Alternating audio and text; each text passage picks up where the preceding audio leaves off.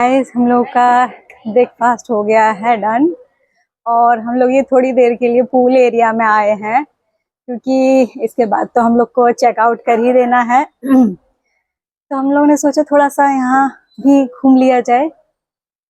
तो ये है पूल एरिया हमारा, ये है pool area.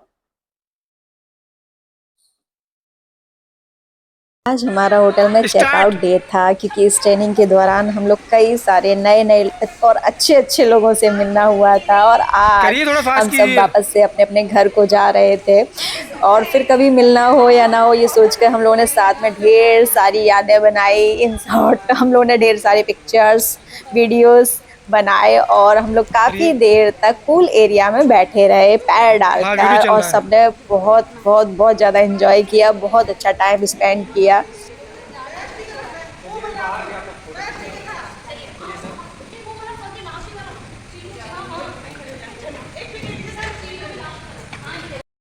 Another banger, baby, calm down, calm down. Yo, this your body, it put in my heart for lockdown, oh lockdown. Yo, you sweet life, phantom, phantom. If I tell you say I love you, no day